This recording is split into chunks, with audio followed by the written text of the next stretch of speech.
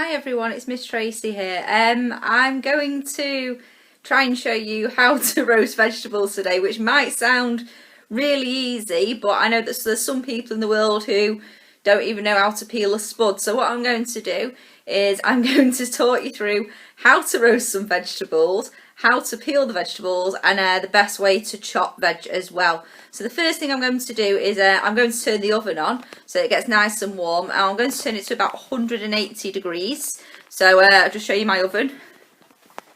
There it is, lovely oven. So I'm going to turn the dial to the oven and I'm going to turn it down to 180 degrees. Now the red light's on, so that means it's warming up. So the next thing I need to do then is prep my veg. Now the veg I have got, very straightforward. I have got some Vimto there. I've got an onion, a courgette, 2 carrots that have been there for about a week, and some tomatoes. So what I'm going to do is I'm going to rinse the courgette, the carrots and the tomatoes. I'm going to peel the carrots and then I'm going to chop the onion and the courgette. So first thing I need to do, because I've got the oven on, is fill up the sink, and then I will show you how to peel a carrot. Okay, so what I've done is I've put the veg into the sink, and it's really important to wash all the veg, especially if you get it from the supermarket. It's just to get any of the nasties off and things like that. So I've got my carrot and I've got my peeler. What I'm going to do is I'm going to hold my carrot facing away from me as if I'm holding the gun, and I'm just going to peel down like that. Really single, straight strokes, really simple. And I'm just going to turn the carrot as I'm doing it.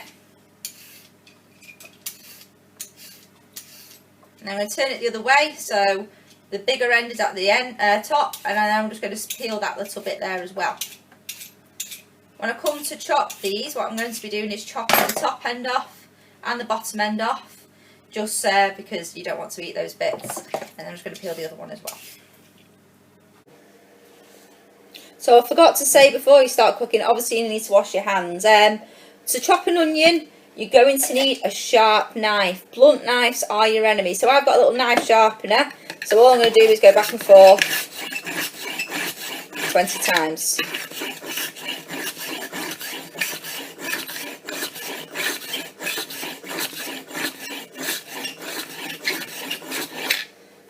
And I'm just going to wipe it. What I'm going to do is I'm going to hold the onion, and if you can see, I've got it so that I'm not going to chop my fingers off. That's the way you need to have it. So I'm going to cut the end off, put that to one side, swivel it round and chop the other side off. Then with the skin I can peel off the excess skin there. What I'm going to do, again with my fingers like that, I'm going to chop down the middle and I'm going to peel the onion. It might come off in one, normally doesn't.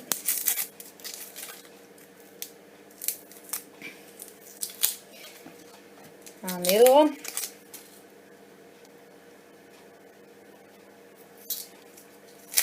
And then what I'm going to do, because I'm roasting them, is I'm just going to slice them, again, fingers like that, into chunks.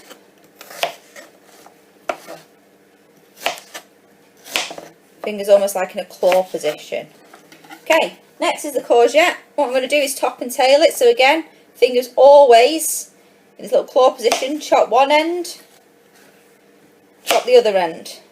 And because I'm roasting them, I don't want them in slices, so I'm going to slice them into about 4 sections, and then I'm going to slice them down again into chunks.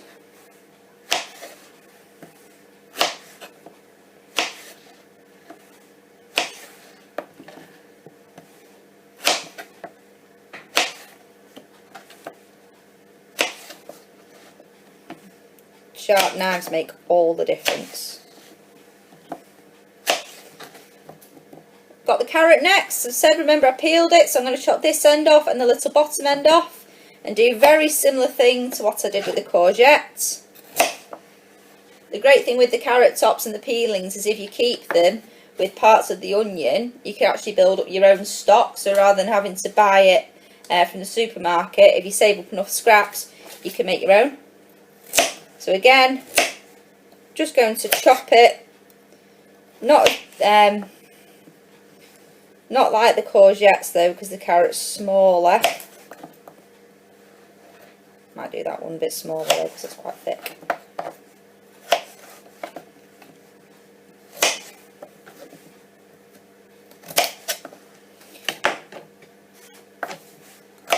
It's also good to use a recycling bin if you've got one. Hopefully you've got something where you put all your veg. So I've got my little tray here, my little box. So I'm going to put the scraps in there. Do my bit for the environment.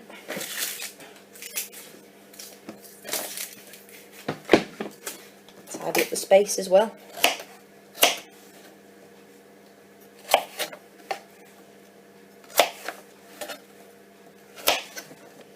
And then finally we've got the tomatoes. I'm just going to slice those in half.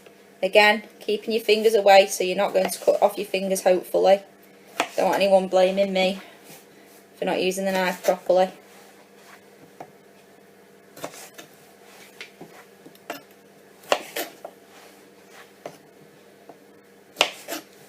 So once we've done this, what we're going to do is we're going to coat it in some oil. Now, it doesn't matter too much what oil you use. You can use vegetable oil, rapeseed oil, olive oil. I tend to go for rapeseed oil because it's grown in Britain.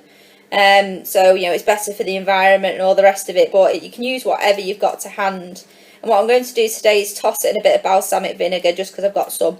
That just gives it a bit nice sweet flavour. So I'm going to get my bowl. And then we're going to toss it and season it as well.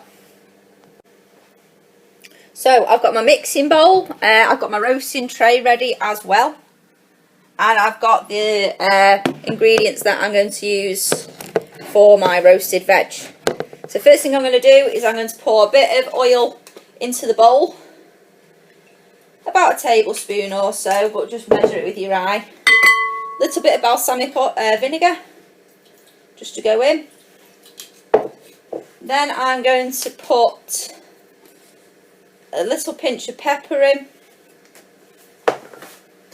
And I've got some salt as well, a bit of sea salt I'm using. But that's because I'm fancy. What I'm going to do then, really easy, just give the bowl a wiggle. I'm going to throw all the veg in and give it a toss. You can use a spoon if you're a bit icky about using your hands. I'm not bothered because I'm just feeding me and Tom. And all I'm doing is I'm just coating it. Just moving the veg around, picking up any that fall. Not on the floor. If it falls on the floor, put it straight in the bin. Alright. So, giving it a good coat. And there you see, we've got some balsamic coated veg. Get my tin, and all I'm going to do is just put it, maybe separate the onion a bit. Like that, I'm going to wash my hands, give them a wipe. And then that's my veg ready to go. So what I'm going to do now is I'm going to go and put it in the oven, probably for about 20 to 30 minutes. And just keep checking on it and give it a shake. And then hopefully I'll show you the end result. I'll let you know if it takes more than 30 minutes though. Alright, I hope this has been helpful. See ya! Okay, so doing my last bit now. So hopefully the veg is cooked. So what I'm going to do is turn the oven off. And you should do this with two hands. Otherwise it could end badly. But let's have it. I've got it. There we go. So they were in for about 20 minutes. See, nice and roasted, ready to eat. And that's going with my quinoa burger, which I had frozen previously, but I will try and make one from scratch in the future. So hopefully yours tastes as good as mine, and I'll see you in the future. Bye bye.